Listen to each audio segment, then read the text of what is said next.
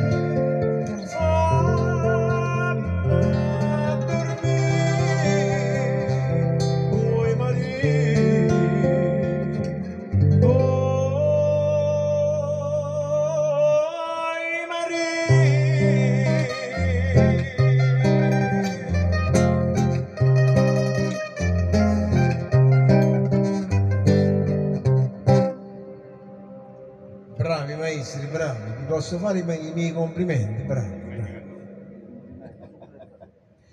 Voi invece a me mi facete un complimento. Succo del caffè.